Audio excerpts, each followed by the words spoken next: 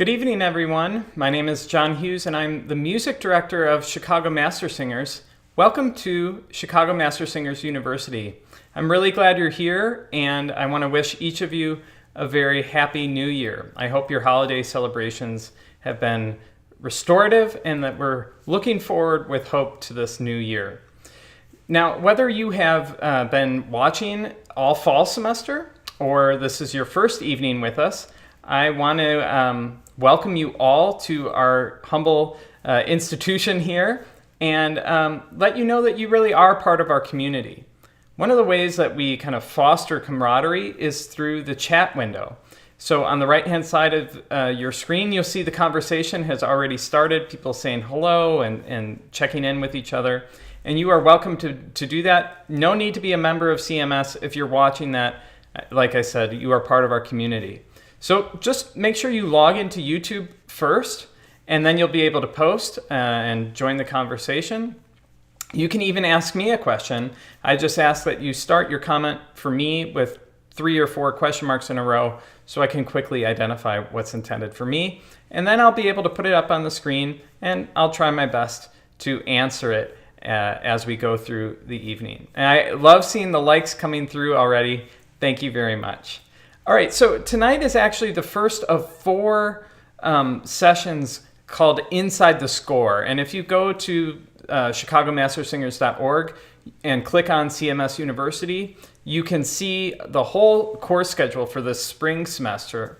And like I said, we're going to be doing 4 Inside the Score presentations. Tonight's obviously on Mozart's Solemn Vespers. And in a few weeks, I'll be talking about the Stravinsky Symphony of Psalms, the Fauré Requiem, and the last course will actually be on Handel's Messiah. So these Inside the Score presentations will very much be kind of a deep dive, movement by movement look at these masterworks and why they are so enduring to this day. Tonight, we're going to be talking about kind of what Vespers are in general as a liturgical idea. Then we'll be talking about Mozart's Vespers settings. He actually set the Vespers 2 times. And we're most familiar with the Solemn Vespers, the Vespers de Confessore, but he set the piece 1 time before that. And then we'll go movement by movement, and I have some things I want to show you in the score, and we'll listen to a really good recording of the piece as well. Okay, so what are Vespers? A lot of Christian practice, really, to understand it, you really have to understand the Jewish tradition, because that's where a lot of these came from. Within Christianity, there's this idea of the daily office, and this is reciting prayers and readings at specific hours of the day. And this does not include a mass. It's mostly devotional readings. This grew out of the Jewish tradition of praying at midnight, 9 a.m., noon, and 3 p.m. So it's a very similar kind of ritualized praying at certain times of the day. Now, the Christian office not only follows the Jewish custom of praying at fixed hours of the day, but even includes some of the same readings of using the Psalm and Old Testament. So this, again, is a direct outgrowth. This was really started right around the beginning of Christianity, but wasn't codified until the late 6th century. So these are the 8 hours of the daily office. Probably today, if we're familiar with these at all, we're probably most familiar with Matins, Vespers, and Compline. You can see Vespers here is the penultimate hour in the office. But, maybe in a monastery or some other kind of religious community, they today will still pray the full daily office, which is listed here. So the Vespers, like I said, is the penultimate hour in the office, and it's an evening service that consecrates the end of the day. This is actually the most ancient of the offices from a liturgical standpoint, in that the text predates Christianity, and the tradition does as well. It's really derived from a Jewish blessing of lights at the end of the Sabbath feast. Now, today, Vespers include 5 psalms, Psalms 109, 10, 11, and so on, and then a Magnificat. So Mozart, his Vespers has 6 movements, the 5 psalms plus a Magnificat at the end. Now, Vespers are also said, in addition to the daily office, they are said the evening before a major feast or the day of a major feast as kind of a bonus. So these are important liturgical patterns that Mozart then set to music. So as I mentioned, Mozart set these 2 times. The first one, the Vesperae Solennis de Dominica in 1779. That's the lesser known work today. And the one that we're going to be talking about today, which is better known, is the Vesperae Solennis de Confessore. Now, a confessor would have been someone, a kind of a devout person who wasn't necessarily ordained. So this is kind of an honorific for that. Both settings use the same 5 psalms and followed by the Magnificat as a 6th movement. And each movement ends with the Gloria Patri. That's the text that says, "Glory to the Father, and to the Son, and to the Holy Spirit, as it was in the beginning, is now, and shall be forever. Amen." So each movement, each of the 6 movements, ends with the same text. And this is true of both of these settings. I was thinking about, why does everyone know the Confessor, De Confessore, more than De Dominica? And I really think it's the 5th movement, the Laudate Dominum, this beautiful soprano solo that we'll talk about in depth tonight. I think that is so popular that's the reason that the latter setting is still much more performed than the previous one.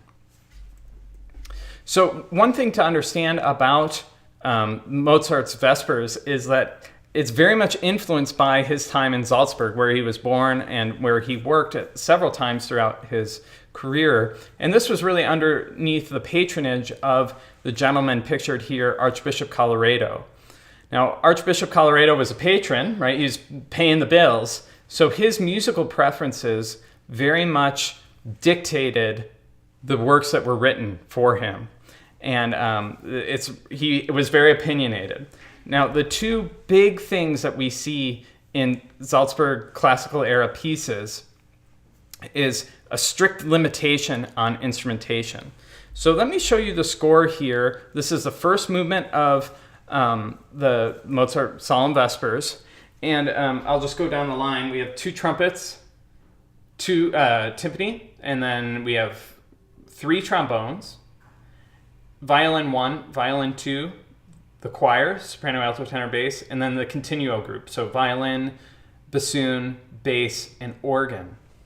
Now, when I was in graduate school, we took every semester a class called choral literature. We take a semester of Renaissance, choral lit, Baroque, classical, romantic, etc.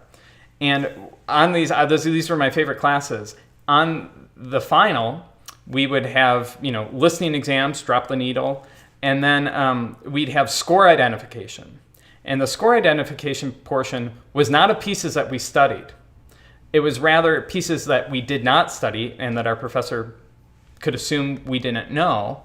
And we would have to kind of write everything that we saw in the score and then make an educated guess of what the piece is or, what time period, maybe who it was. And it wasn't so much can you exactly nail who the composer was, but more, what's your thought process?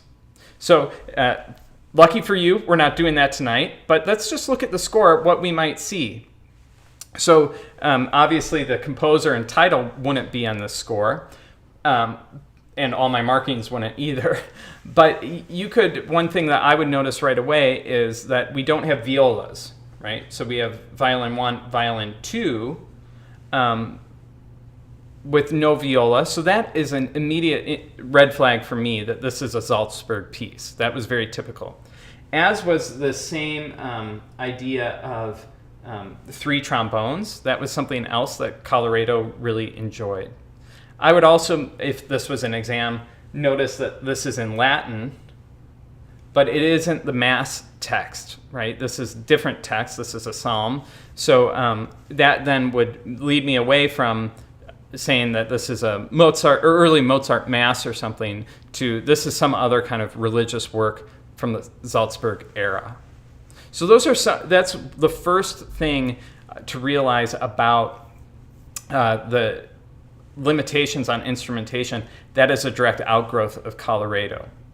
The other aspect of his style or preferences that influenced composer's style was a focus on conciseness and brevity. And the way that we see that is through the text. There's a term in music called telescoping. So if you imagine kind of an old-fashioned telescope that has these different segments that you pull out that then when you fold it back in, they kind of cover each other. That applies to text setting. And I'll show you what that means. So I'm going to just turn the page here to an example. If we look here, we see the bass soloist is singing one line of text that ends down here. And before he's finished with that line of text, the alto soloist comes in with a different line of text. And then the tenor soloist comes in with a different line of text. And then the sopranos come in. So this is a way of getting through a lot of text very quickly. And it's that overlapping or telescoping idea to get through these texts very much, because Colorado didn't want to have long services. It was like, we used to joke, it was like there was a noon Bears game, and he wanted to get through the service quickly so he could go home in time for kickoff. Another example I just pulled just because it's a really clear example of telescoping.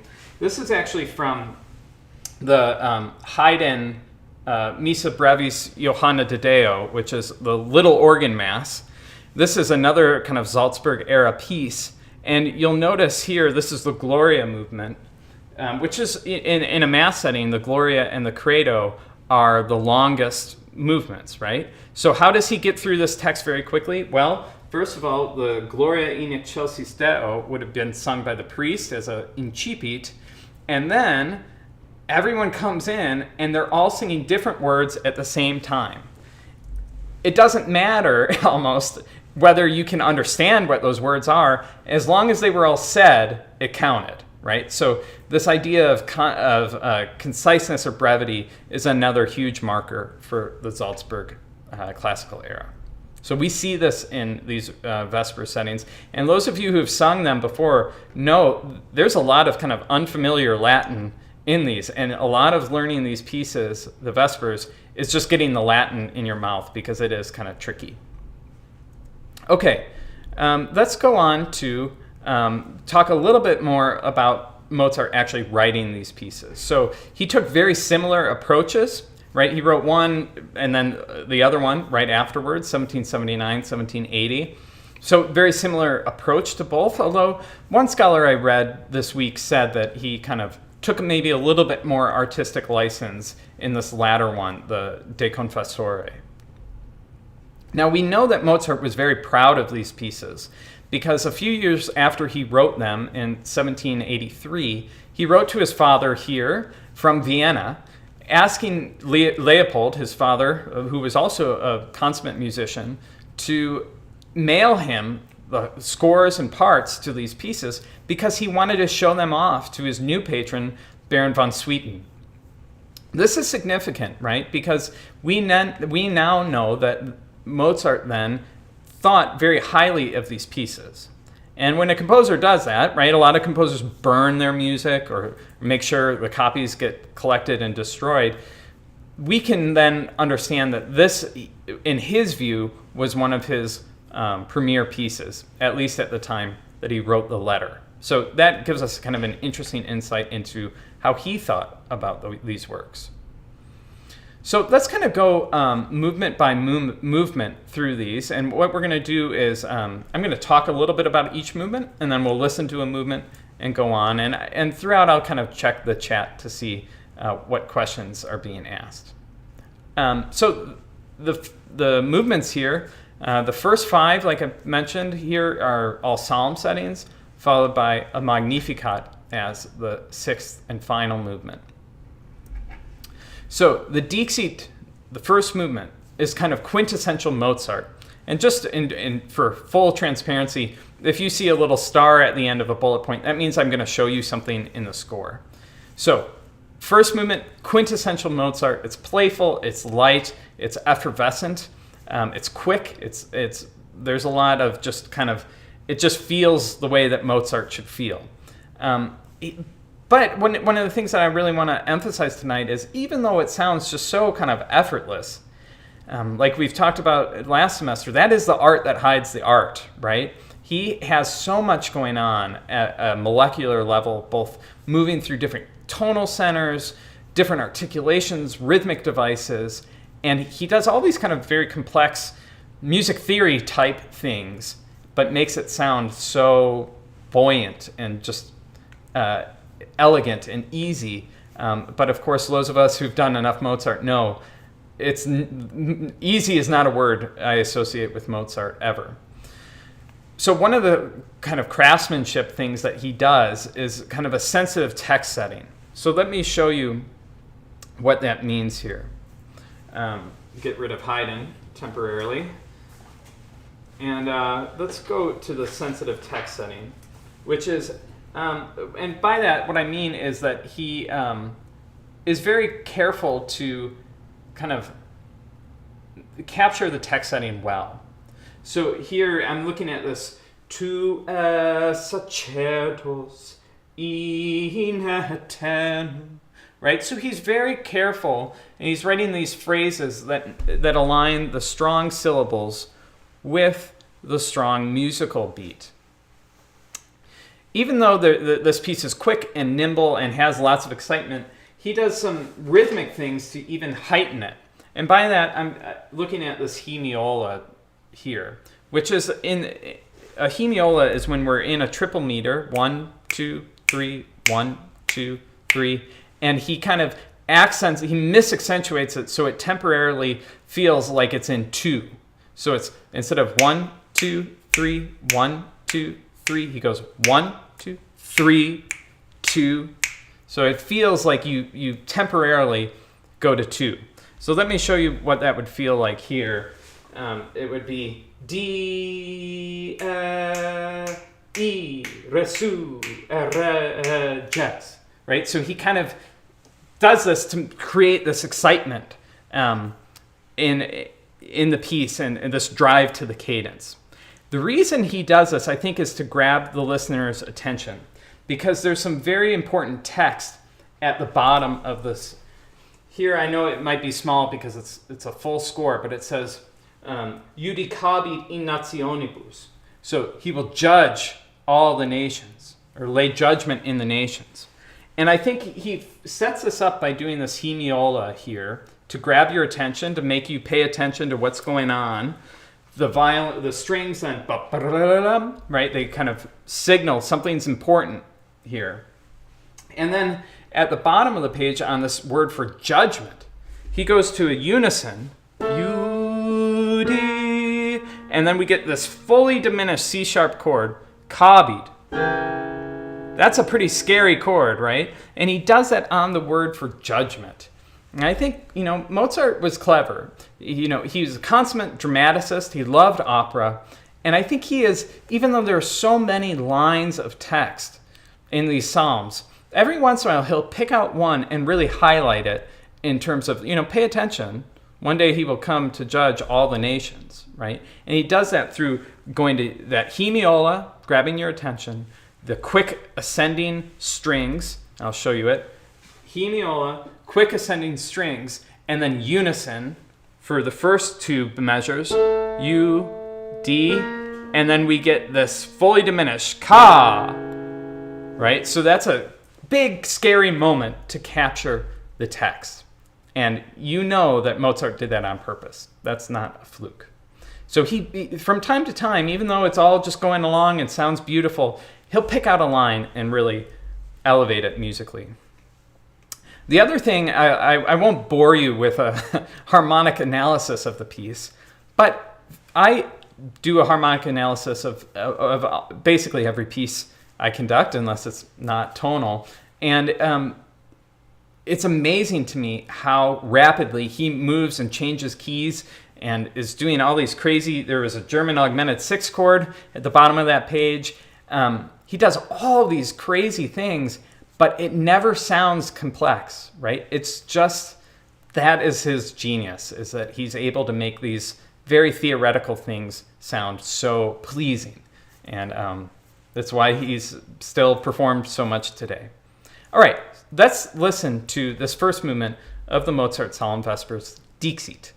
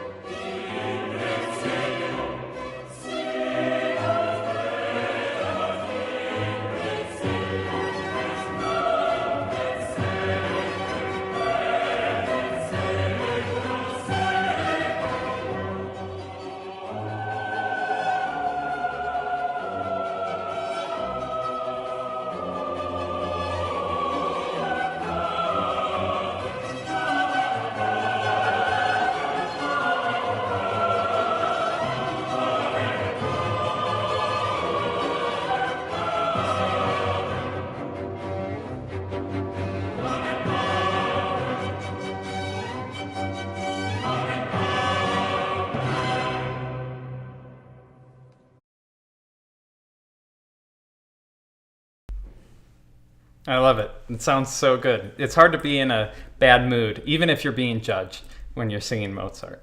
Okay, the next movement is the Confitabor, Psalm 110.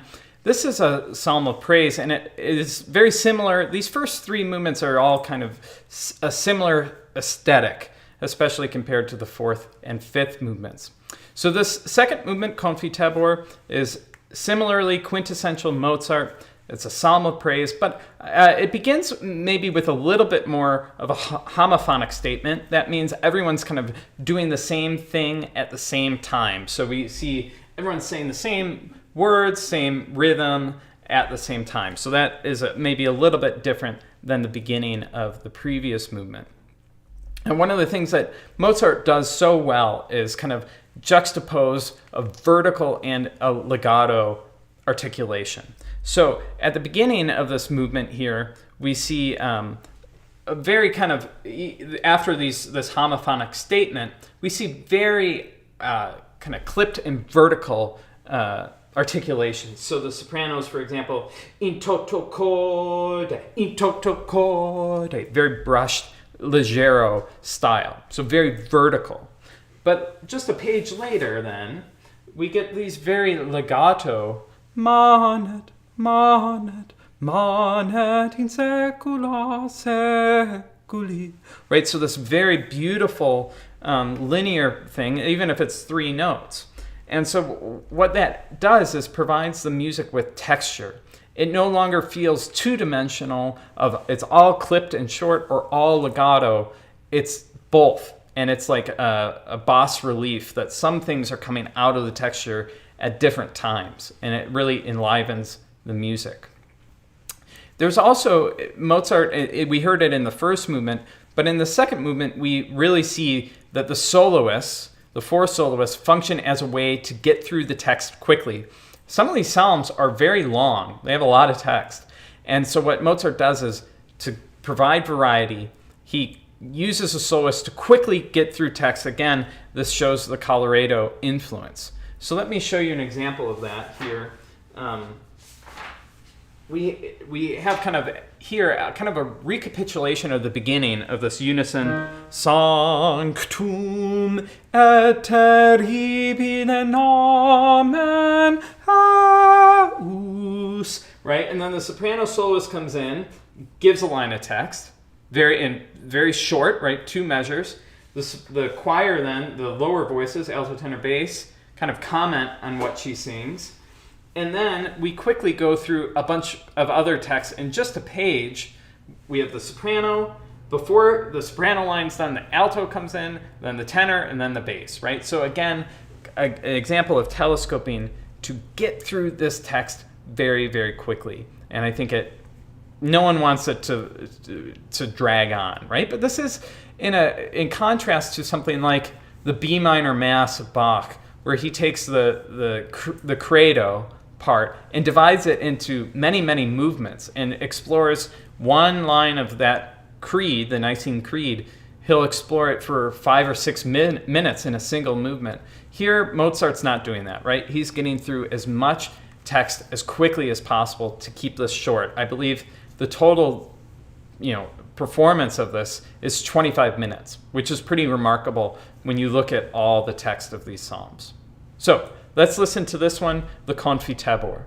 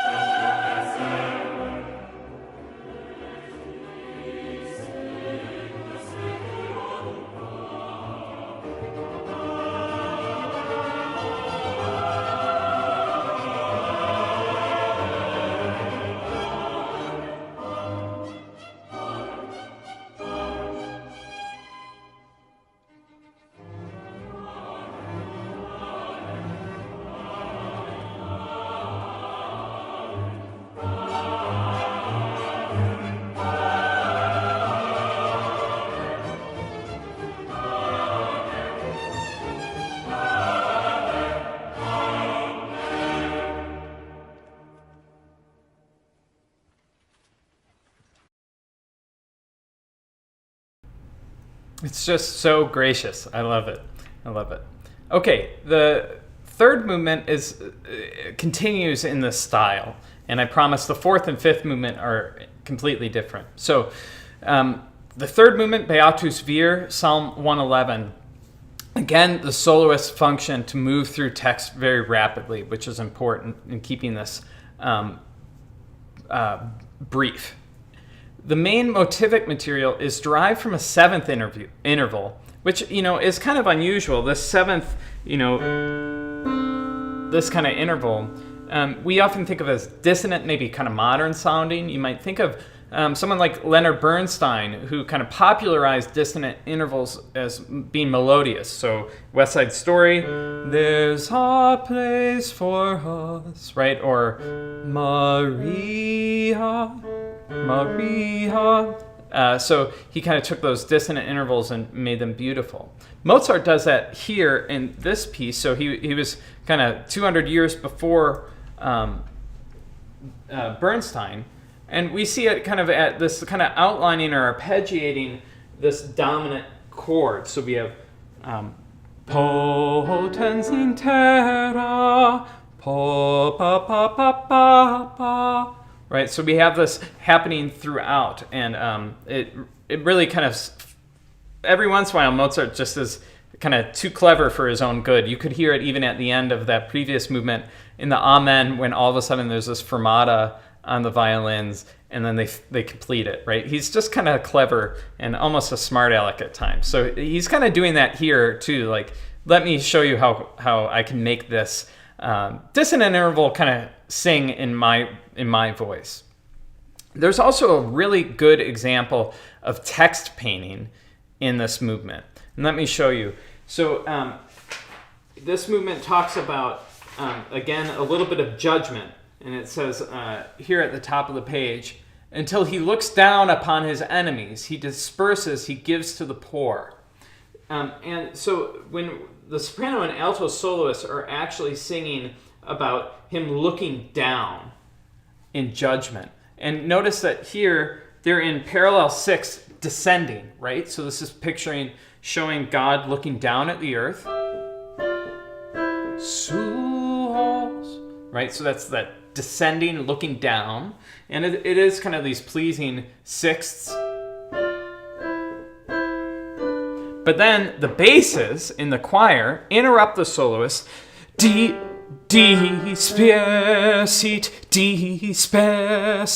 And all of a sudden, this dispersit, disperses, is shown polyphonically, right? And is kind of aggressive in its interruption. And we see first the basses, then the sopranos, and then the altos and tenors come in. And all of a sudden, we go from these beautiful soloists singing in parallel 6 homophonically to kind of chaotic disbursement and giving to the poor. So again, Mozart is really focused on drama, right? And he doesn't have time to do this for every line of text. Otherwise, this work would be 2.5 hours long instead of 25 minutes long. But he does it every once in a while to the lines that are most important to him or to his theology. So let's listen to this one, and we'll talk a lot more about the next movement, the Laudate Pueri. But for now, the Laudate, or I'm sorry, what's the name of this one? I'm blanking here. Oh, Beatus Vir. Beatus Vir.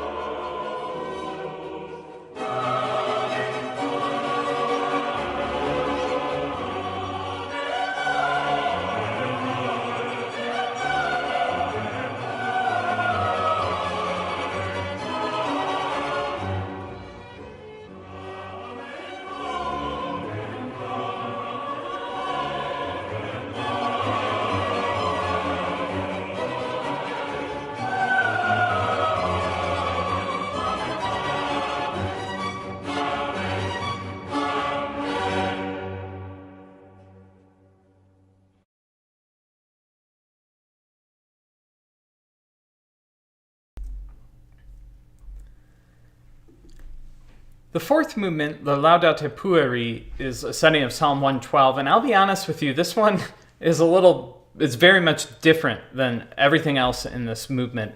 That's because it's in a different style. This is much more contrapuntal. It's in the so-called Stile Antico style that was common in Italy and southern Germany. And it's kind of intentionally looking back and kind of maybe perhaps showing off his skills. He was still a fairly young man when he wrote these, so maybe he's kind of trying to show that he can write in various idioms, right? So the first three movements were very much classical period style. This is maybe looking backwards a little bit, more Baroque style. And then the next movement, the Laudate Dominum, is very much kind of the Empfindsamkeit, the sentimental style. So I think, you can think about Mozart kind of flexing different muscles, and this is an example of that in the Vespers here.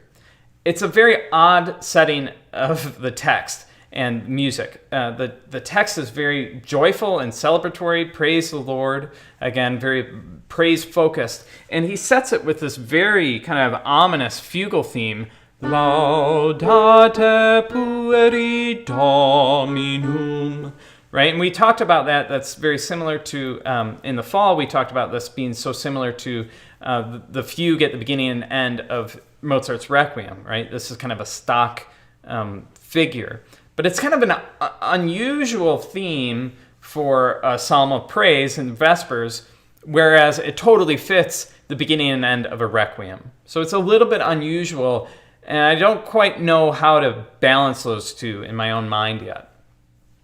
Now, unlike the other movements where there's a lot of interest in the instruments that are playing, especially in the strings, we have lots of kind of light aerobatics happening in the violins, or acrobatics happening in the violins.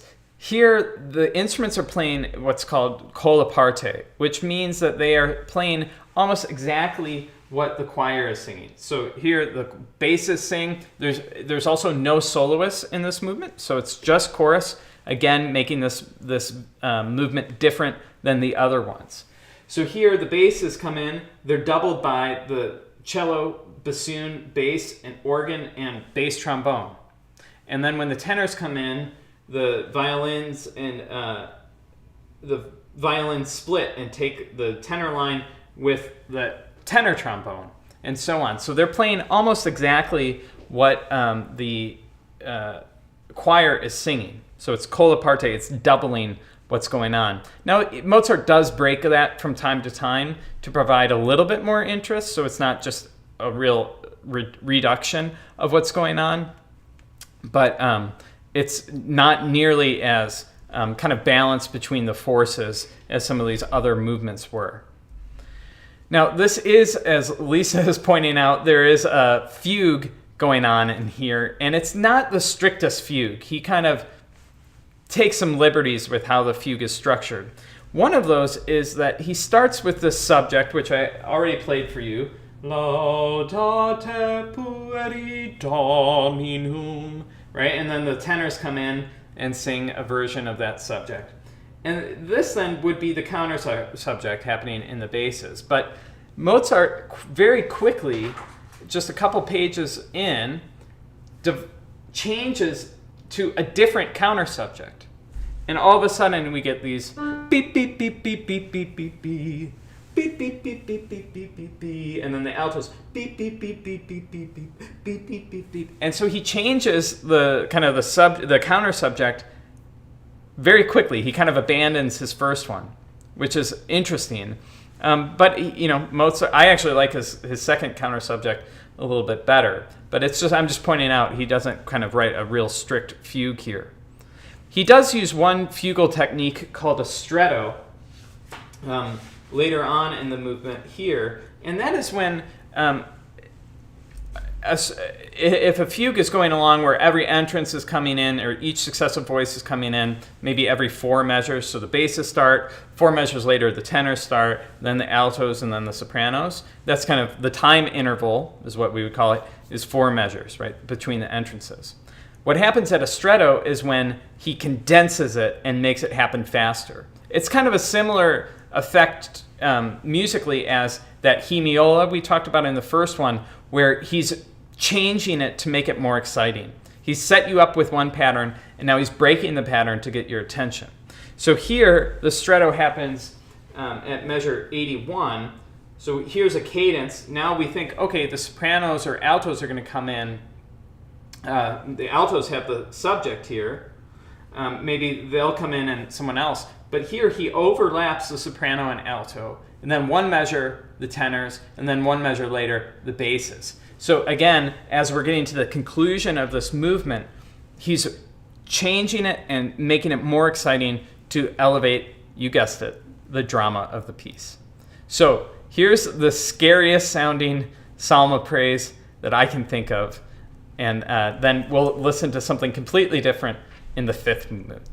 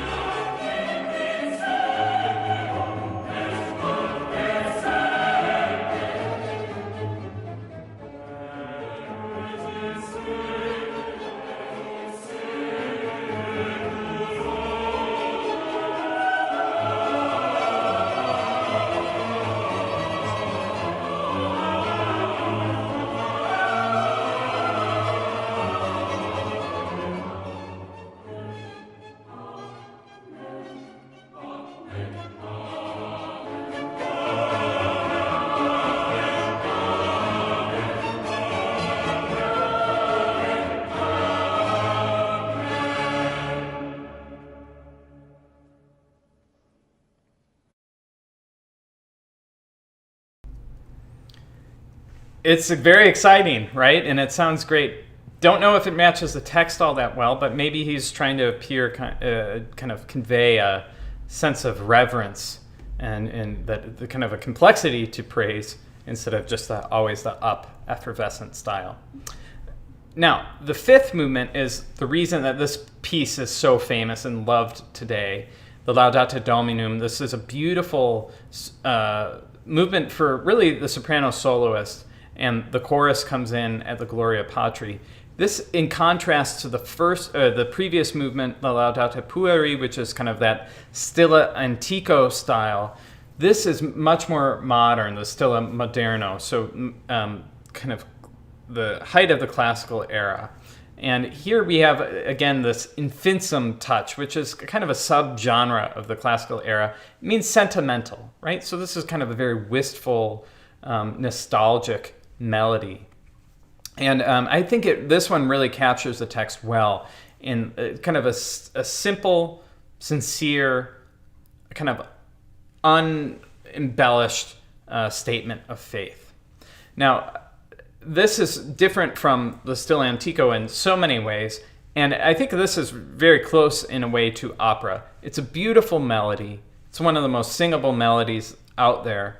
But he does allow the soprano soloist to shine, as Mozart often did, and there's kind of a little cadenza at the end. And a cadenza is this thing that happens in operas or in concertos where the soloist is kind of there's written out in a very ornamental line, and the soloist is obviously playing that or singing that to show off, and then they can even embellish it further to show off their virtuosity. So here at the end of the movement, she goes way up, all on this melisma, and then right back down, and has this little trill at the end, even with some 30-second notes. And it's just as just this beautiful denouement that allows her to show off, and with the support of the chorus underneath. I think this is a really fine recording, and I hope you enjoy the Laudate Dominum.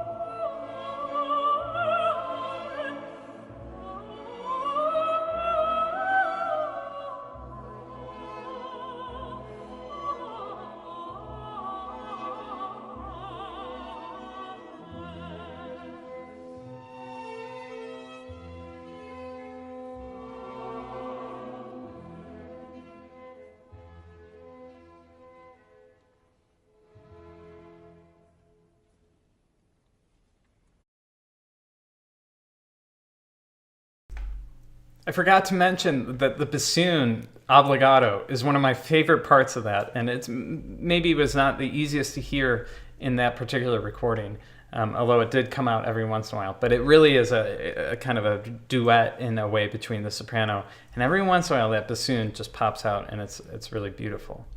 Okay, the final movement, Magnificat, is the only one that's not a psalm. The Magnificat, the Song of Mary, from Luke. This is a devotional text as well. This final movement is very much musically related to the first movement, Dixit, and that then provides the whole work with kind of a cyclical or well-rounded feeling, and it really is kind of a nice bookend to the piece. Now, at the beginning of this, Mozart kind of steals a page from Haydn in that he starts with this slow introduction in 8. So we're going along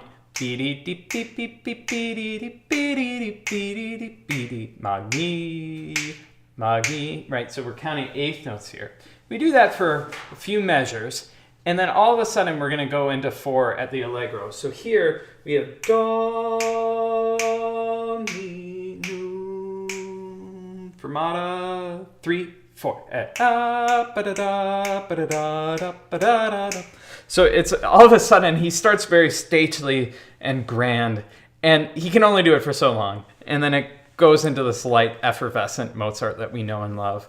As I mentioned, Haydn does this often. I'm thinking of the Kyrie of the Mass in Time of War, the Paukenmesse, where it starts very somber in 8, and then the soprano soloist says, enough with that, and we have this very lighthearted Kyrie. So at that point, apparently God had had mercy when we get to the light, fun part. So Mozart does that here in this piece. Again, Mozart is really moving through. This sounds very similar to the first, second, and third movements in its alternation of solos and choir, and the instrumental interest in the instrumental writing as well. But just remember, it's all underneath it. There's so much going on with moving textures and articulations and tonal centers. And it's really what makes Mozart sound so good is that it is light and pleasant and elegant sounding, but there's a lot of variety that's he's kind of subconsciously putting in that you might not really notice if you're just kind of casually listening, but it's really what makes these pieces shine. So the final movement of the Mozart Solemn Vespers.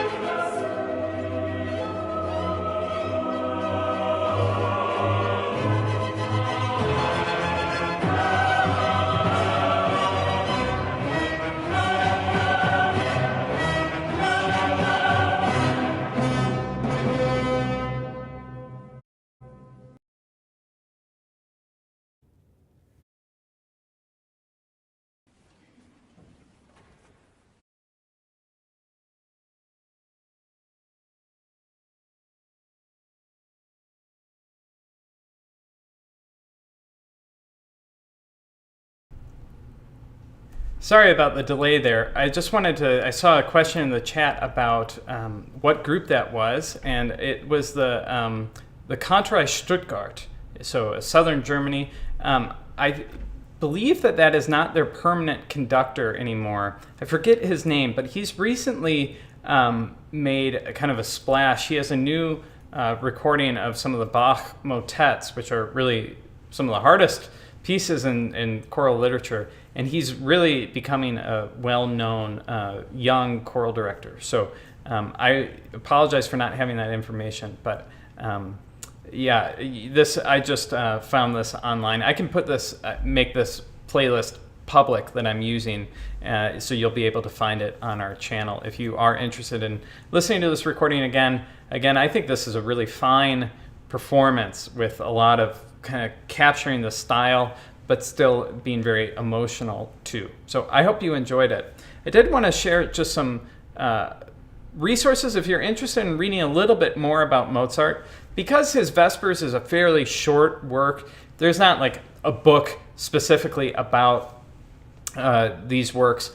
But the best one that I would recommend is actually the last one, the H.C. Robbins Landon book, the Mozart Compendium. There's a great chapter in there by Geringer called The Church Music. And obviously that is mostly to do with choral music. So here he talks about the Requiem, the Vespers settings, and pieces like Ave Verum Corpus. So if you're interested, that would be the one that I would point you to. Now, obviously, I wish that we had performed that in October and November as we had planned, but, you know, COVID. So I hope that this was an enjoyable evening for you to get to listen to some really beautiful music, and hopefully you learned something too and enjoyed this.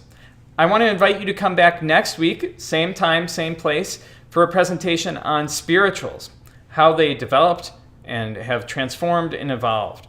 I've been really looking forward to this, and we're going to talk a lot about the spiritual tradition, and then we're going to listen to a lot of different examples of spiritual arrangements kind of in chronological order so you can really hear this evolution. So please come back. If you haven't yet registered, there's a link to our Eventbrite page in the video description below. And if you've missed any of these other presentations or want to invite a friend to join you, that'd be great. Send them to our YouTube channel and they'll be able to see all the previous ones. If you're not subscribed to our channel, please take a second and hit the subscribe button, hit the like button, email us to a friend or family member. We're really proud of this initiative. We're glad to see it going again for this semester. And so any support you could give us would be great. If you are financially able to donate, we would appreciate it. The links to these donation pages are also in our video description below. So check them out, and any generosity you can share with us would be appreciated. We do have a moment of Zen tonight, and it's one of my all-time favorite pieces, and it is a bucket list piece for me, and I cannot wait to perform it with Chicago Master Singers soon, I hope. And this is the Sviata Tihi from the All-Night Vigil. We are probably most familiar with Rachmaninoff's All-Night Vigil, but this one by Gretchaninov is also very beautiful. And I picked it because I love it, but it also comes from the Russian Orthodox Vespers service. And you can see it here in the text, a lot of references to light. So I hope you enjoy this beautiful piece, Sviata Tihi.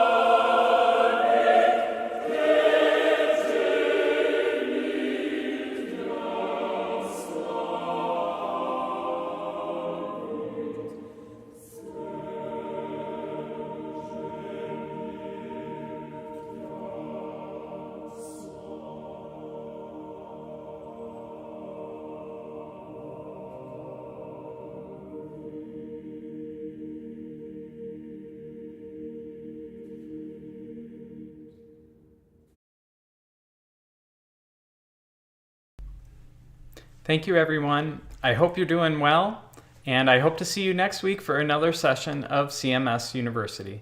Thanks for joining us, and have a good night.